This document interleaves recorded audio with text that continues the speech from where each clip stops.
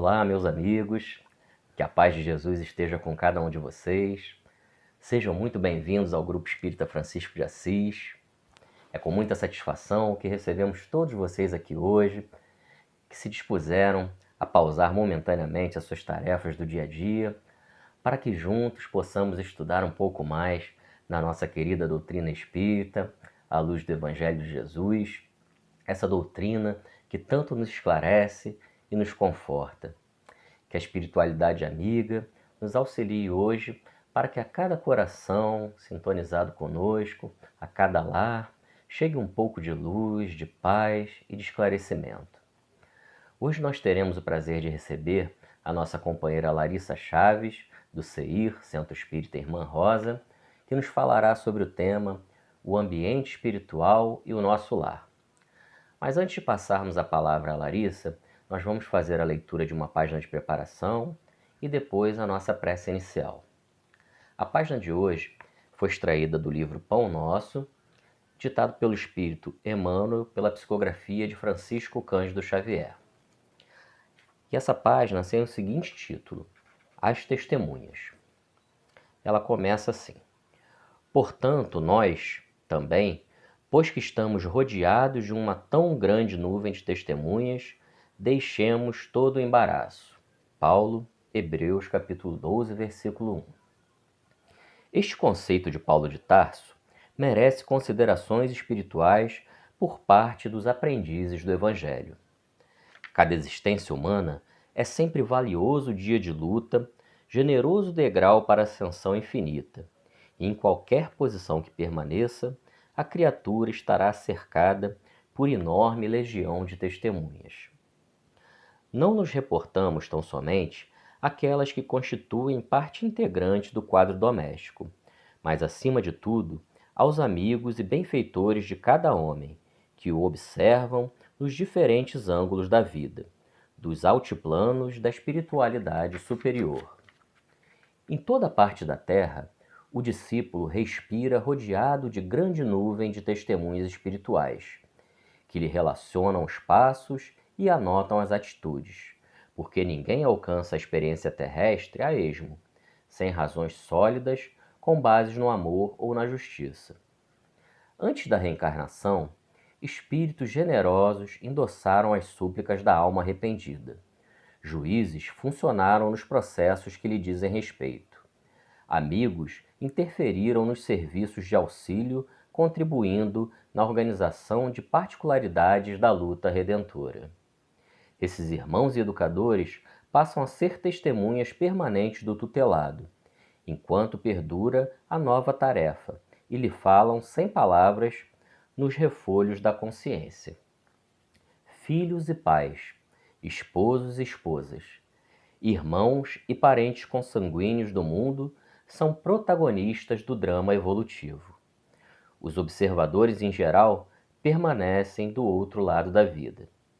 Faze, pois, o bem possível a teus associados de luta no dia de hoje, e não te esqueça dos que te acompanham em espírito, cheios de preocupação e de amor.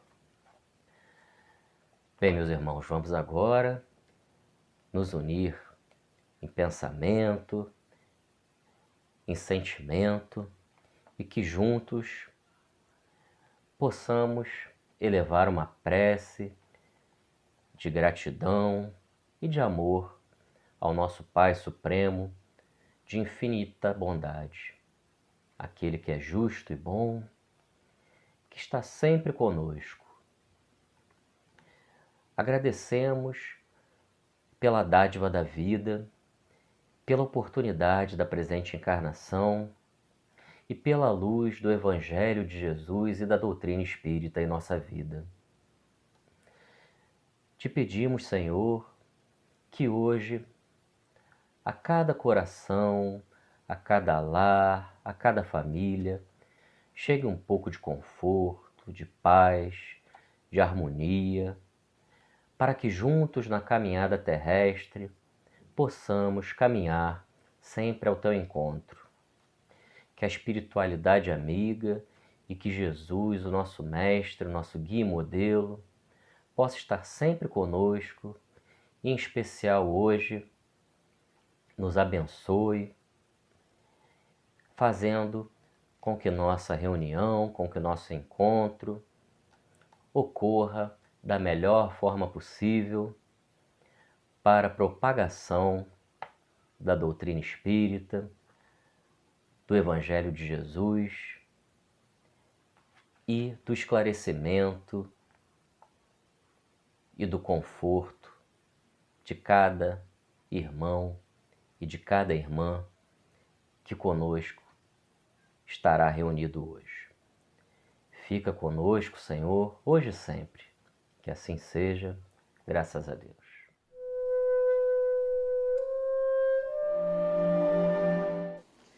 Olá, amigos do Jefa. Estamos aqui para mais um estudo e hoje nós separamos um capítulo, o capítulo 1 desse livro tão especial, Jesus no Lar, pela mediunidade do querido Chico Xavier, e o espírito é o Neio Lúcio. Esse livro é muito interessante para ser utilizado no Evangelho no Lar, porque cada um desses capítulos com contos, com algumas histórias que remontam àqueles encontros de Jesus com os apóstolos na casa de Simão Pedro, sempre trazendo grandes lições, nos trazem esse momento, esse envolvimento, essa proximidade do Mestre com as suas lições nas situações mais cotidianas, nas situações mais simples da vida, com uma profundidade, com lições realmente importantes para todos nós.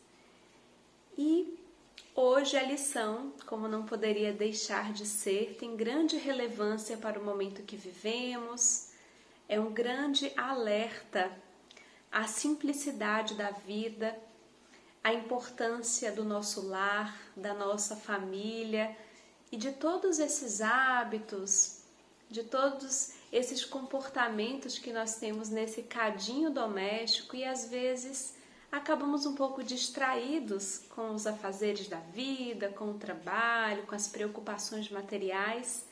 E eu espero que esse estudo que vamos fazer aqui paulatinamente por esse capítulo 1, com comentários, possa ser, como foi para mim, uma grande lição, um grande convite a refletir sobre essa relevância do ambiente doméstico, do ambiente familiar, para o soerguimento das nossas almas, do espírito que somos. Então, o título é O Culto Cristão no Lar. E é assim que Neio Lúcio começa. Povoara-se o firmamento de estrelas, dentro da noite prateada de luar, quando o Senhor, instalado provisoriamente em casa de Pedro, Simão Pedro, tomou os sagrados escritos e, como se quisesse imprimir novo rumo à conversação, que se fizera improdutiva e menos edificante, falou com bondade.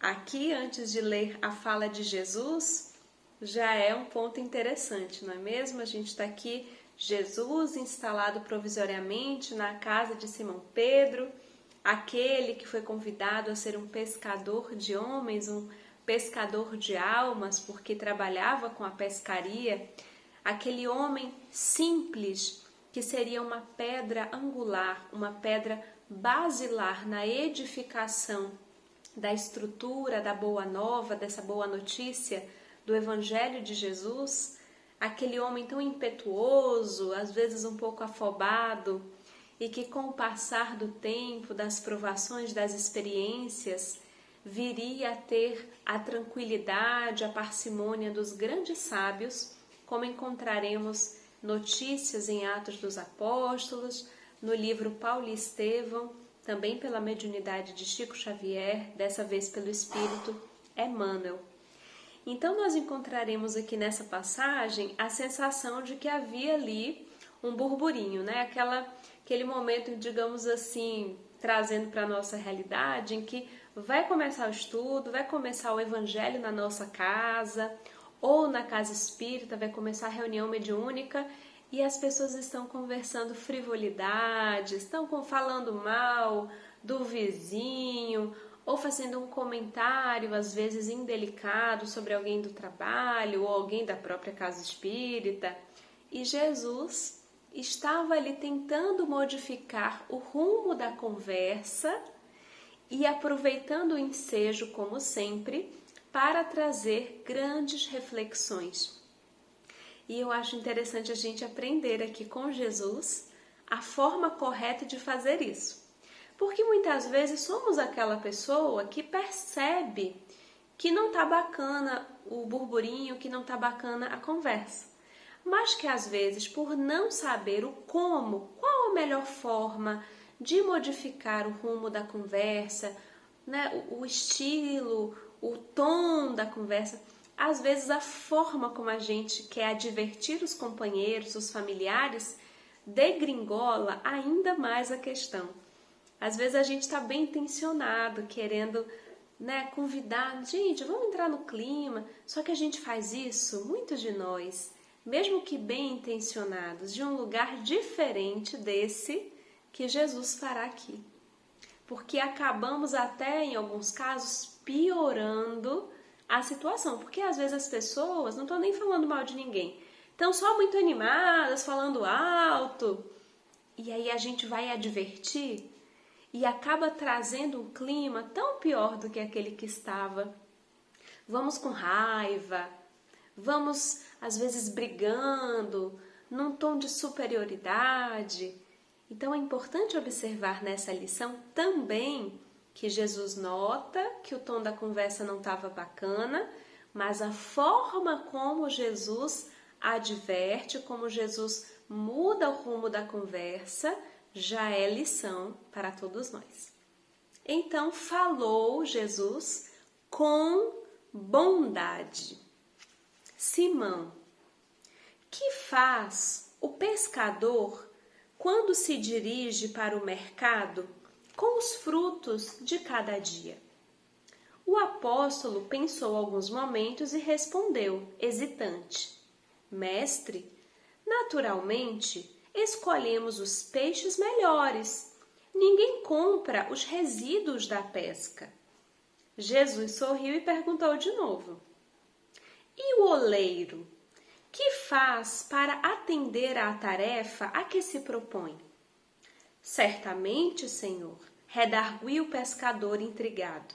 Modela o barro, imprimindo-lhe a forma que deseja. O amigo celeste, de olhar compassivo e fulgurante, insistiu. E como procede o carpinteiro para alcançar o trabalho que pretende? O interlocutor, muito simples, informou sem vacilar. Lavrará a madeira, usará o enxó e o serrote, o martelo e o formão. De outro modo, não aperfeiçoará a peça bruta. Calou-se Jesus por alguns instantes e aduziu. Observem que todos os símbolos que Jesus utilizou eram símbolos conhecidos por Pedro, por Simão Pedro e também certamente por todos que estavam ali. Ele queria dar uma lição profunda, mas ele se utiliza do conteúdo oculto daqueles que o escutavam. Jesus poderia dar um exemplo com questões celestes, interplanetárias, de física quântica, quando ninguém ali, quando não havia chegado esse conhecimento à Terra. Mas ele se utiliza dos símbolos daqueles aprendizes. Isso é lição para a gente. Quando a gente vai dar uma lição, o objetivo não é a gente mostrar o nosso conhecimento, não é a gente mostrar a nossa ciência, a nossa filosofia, nossa teologia, não é tornar complexo. O objetivo é tornar acessível. Então é preciso conhecer os evangelizandos, o grupo de estudo. Aqui fica um pouco difícil, né? Porque a gente, no ambiente virtual, é difícil saber até onde vai. Mas quando não sabemos até onde vai, é importante que a gente considere a simplicidade, que chegue às pessoas mais simples, porque aquilo que eu ensino até mesmo a criança, o adulto poderá aprender, conhecer. Se eu ensino de uma forma que uma criança entenda, alguém que tem doutorado também entenderá. Agora, se eu ensino para alguém que tem doutorado em uma partícula específica, a criança não entenderá. Então, aqui, Jesus deixava uma lição imortal, eterna, que serviu àquela época e que nos serve hoje, que serve àqueles que entendem questões mais complexas e que serve aos mais simples. E aqui ele está utilizando símbolos daquelas pessoas que talvez alguns hoje, como eu, falem assim, formão, serrote, enxó, não é familiar para muitos de nós, mas a gente entende que são as ferramentas da carpintaria. A gente entende quando ele fala da pesca, quando ele está falando do oleiro que molda o barro. Então, isso também é uma lição importante. A acessibilidade do ensino a partir do parâmetro daquele que é o aprendiz e não daquele que ensina. E calou-se Jesus por alguns instantes e então ele aduziu. Assim também é o lar diante do mundo. Agora ele vai aprofundar o ensino. Utilizou os símbolos mais simples, agora ele vai aprofundar. O berço doméstico é a primeira escola e o primeiro templo da alma. O lar, o berço doméstico, é ao mesmo tempo a primeira escola, o primeiro lugar educativo e o primeiro templo, o primeiro lugar de conexão com o alto, de adoração. Escola e templo. A casa do homem é a legítima exportadora de caracteres para a vida comum. É da casa que são exportados os caracteres para a vida comum. Então, trazemos a nossa bagagem, mas não é à toa que existe a infância. A infância existe para ser aproveitada no lar como primeira escola e primeiro templo, exportando para a vida comum, para o dia a dia, para os outros ambientes, caracteres formadores de um homem de bem, de uma mulher de bem. Se o negociante seleciona a mercadoria e o marceneiro não consegue fazer um barco sem afeiçoar a madeira aos seus propósitos, como esperar uma comunidade segura e tranquila sem que o lar se aperfeiçoe? Então, se o objetivo da pesca é que os frutos dessa pesca, os peixes, sejam ali peixes apetitosos, suculentos, atraentes, no caso do pescador, se o oleiro vai buscar aperfeiçoar, envolver aquele barro de forma a dar algo que seja atraente às pessoas, um vaso bonito, um vaso aperfeiçoado, bem modelado, se também o carpinteiro precisará talhar, aperfeiçoar, lixar a madeira para ter um móvel, um barco, uma cadeira, uma mesa, também que sejam atraentes, que sejam bem trabalhados, bem esculpidos. Se o lar, o grande objetivo do lar é exportar homens melhores, mulheres melhores para a vida comum, o que a gente precisa fazer? A gente precisa fazer esse trabalho de aperfeiçoamento, de lapidação, de transmutação no lar. Então, a casa, o ambiente doméstico precisa ser visto não apenas como um lugar em que dormimos, acordamos, damos bom dia, boa tarde, boa noite, nos encontramos rapidamente para que as coisas aconteçam lá fora. Precisa começar aqui dentro. É aqui o primeiro templo. Não é viver aqui de qualquer forma, dependendo de um templo externo. Não é viver aqui de qualquer forma, dependendo de uma escola externa. É aqui, nesta casa, que transformada em lar, deveremos ter para adultos, para crianças, para idosos, para jovens há mais ou menos tempo, o principal lar, o principal educandário, o principal templo e, por que não dizer também, o principal hospital das nossas almas, porque aqui também nos curamos, aqui também mexemos nas nossas feridas, cicatrizamos aquelas dores das nossas almas, no encontro com aqueles que nos feriram em outras oportunidades, é hospital também. E Jesus continua: a paz do mundo começa sob as telhas a que nos acolhemos. Gente, essa frase é demais. A paz do mundo. Cadê o Nando Cordel? A paz do mundo começa em mim. É isso que ele está falando aqui. A paz do mundo começa sob as telhas a que nos acolhemos. Se não aprendemos a viver em paz entre quatro paredes, como aguardar a harmonia das nações?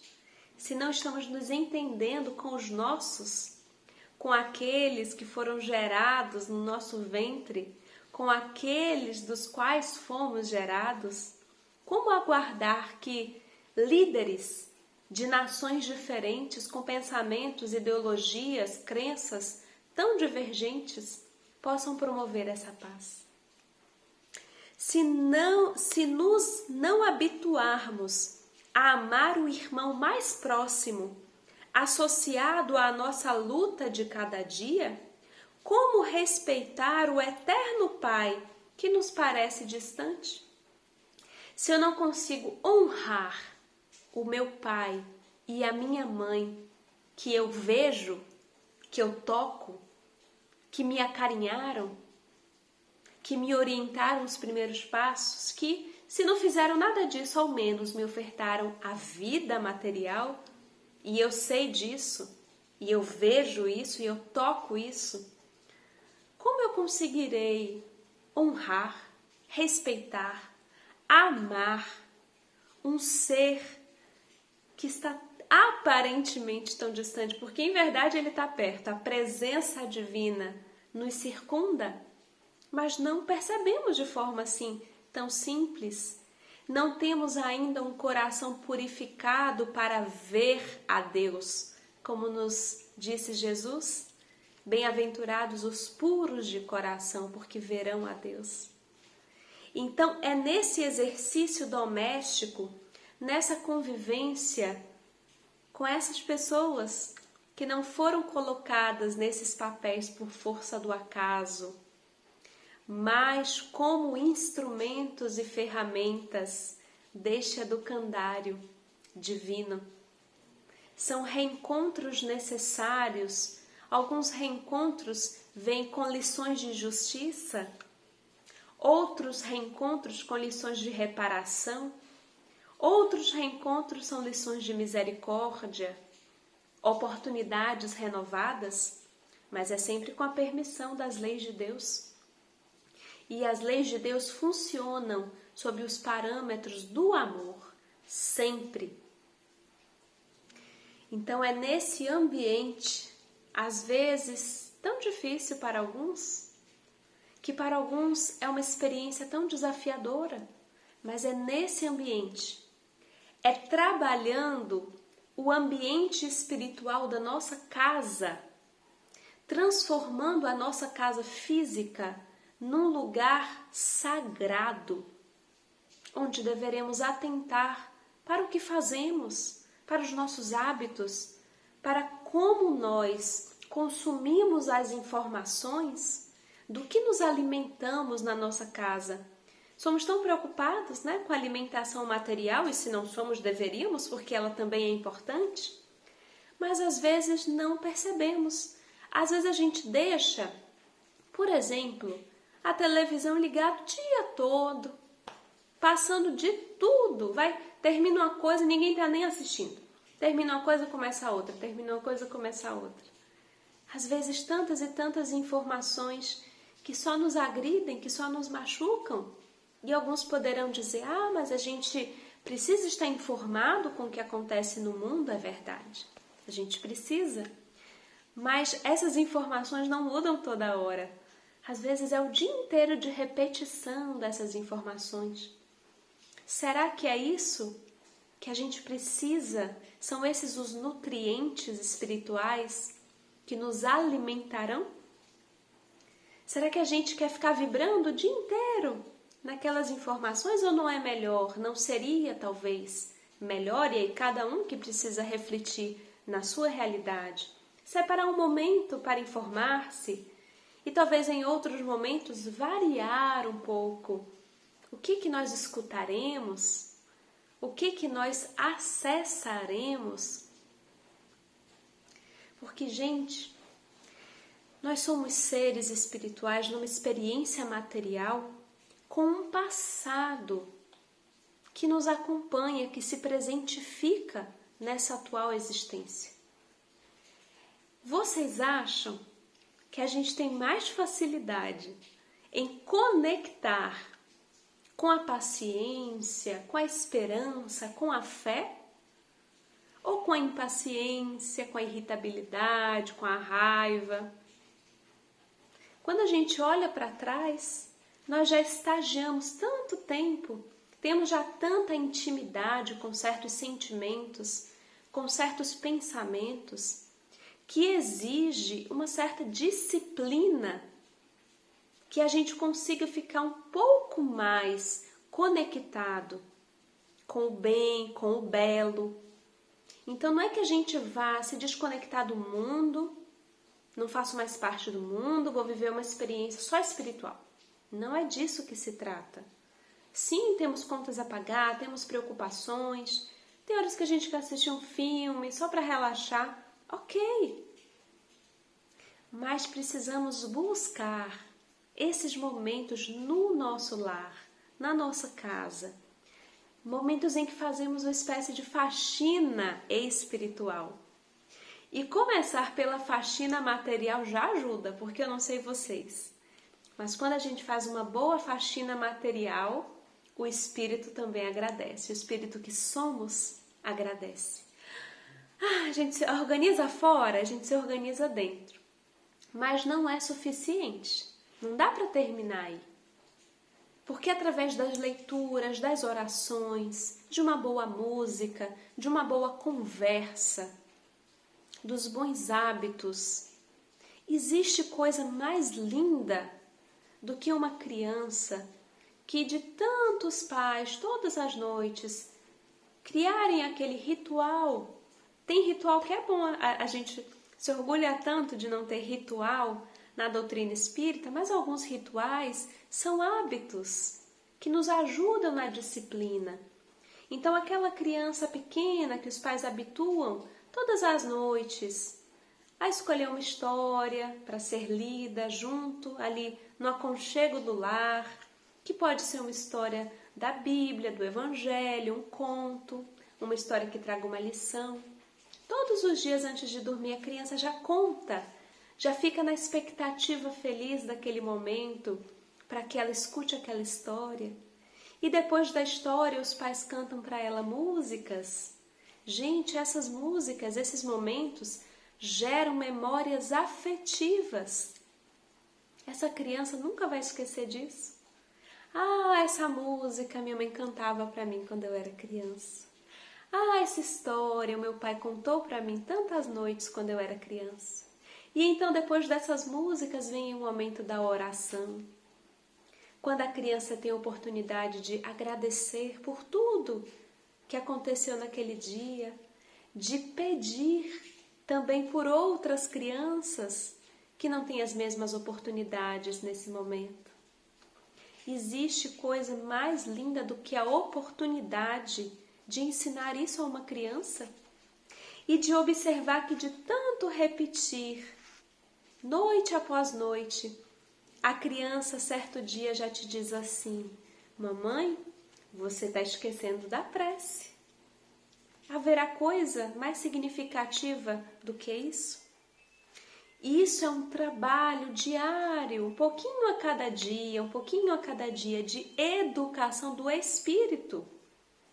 Não é suficiente levar a criança na evangelização e delegar a um outro o trabalho de evangelização daquela alma. A evangelização é uma excelente oportunidade, mas ela é um dia na semana. A evangelização é diária da nossa alma como pai, mãe, educadores, para aí sim a alma da criança, desse espírito que não sabemos a antiguidade. E é nas pequenas experiências, na forma como as crianças nos observam lidar com as circunstâncias da vida. Como eles nos observam na hora que um problema aparece, como nós lidamos com a nossa raiva, com a nossa irritação, porque existe raiva, existe irritação, não adianta a gente fingir que é perfeito. A imperfeição faz parte e a forma como lidamos com a nossa imperfeição é lição para os nossos filhos. Então, esse ambiente espiritual, a forma como nós lidamos com a limpeza, com os alimentos não só materiais, mas os alimentos de pensamentos, de sentimentos, de conversas, de hábitos, tudo isso vai formando uma psicosfera na nossa casa. Essa psicosfera tem imagens, tem cor, tem cheiro. Se a gente estudar lá o texto Fotografia do Pensamento, no livro A Gênese da Codificação Espírita, perceberemos que os nossos pensamentos habituais, aquilo que a gente repete, vai se condensando, vai formando ali imagens que os espíritos acessam.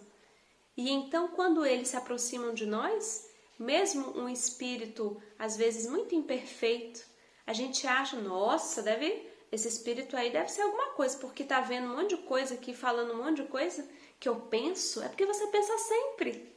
Você pensa tanto que ele tá vendo, tá na sua casa, tá te acompanhando. E é claro que existem momentos de vida em que a gente fica um pouco mais distraído, pensando um pouco mais de besteira. Então limpa, faz uma limpeza, faz um evangelho no lar, reúne a família para cantar junto. Ah, minha voz, não tem problema se a voz não é bonita. Tem voz, dá para cantar. Tem alguma voz, seja qual for, seja por gestos, não importa. Mas o importante é que a gente movimente esses momentos em conjunto, em que vamos ali trabalhando esses sentimentos que precisam entrar em sintonia, harmonizar-se.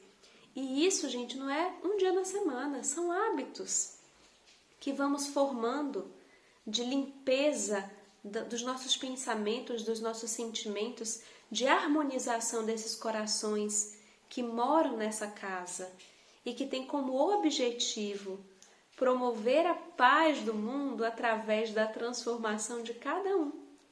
Existe uma frase também atribuída à Madre Teresa de Calcutá, quando ela disse assim: quer fazer algo para promover a paz mundial? Vá para casa e ame a sua família. E caminhando para os últimos 10 minutos aqui do nosso estudo e também para o final do texto, continuando, e o Lúcio diz assim: Jesus relanceou o olhar pela sala modesta, fez pequeno intervalo e continuou: Pedro, acendamos aqui, em torno de quantos nos procuram, a assistência fraterna, uma claridade nova. A mesa de tua casa é o lar de teu pão. Nela recebes do Senhor o alimento para cada dia.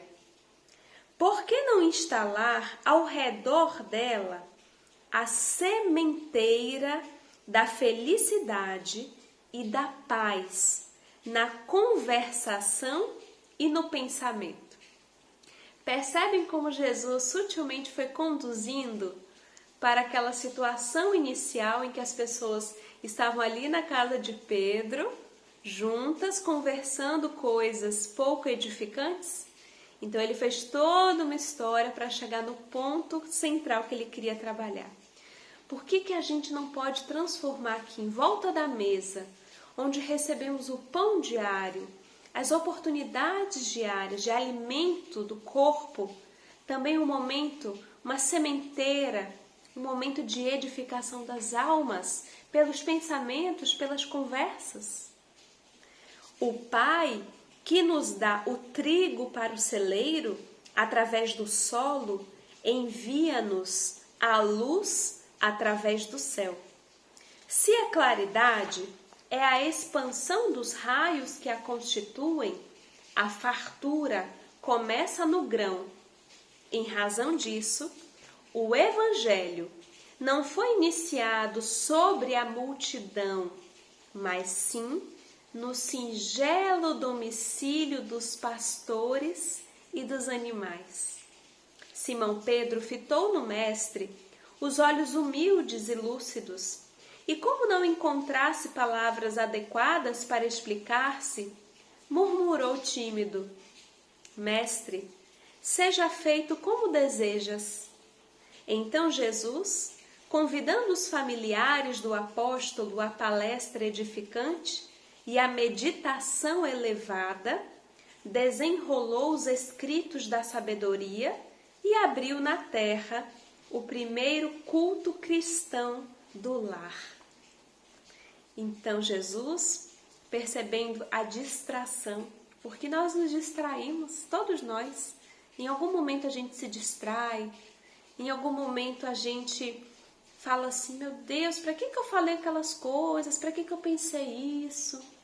Estava agora mesmo aqui sintonizada com o bem, com propostas transformadoras, e logo mais me irritei, logo mais me distraí com frivolidades, porque é do nosso estágio, é do nosso momento.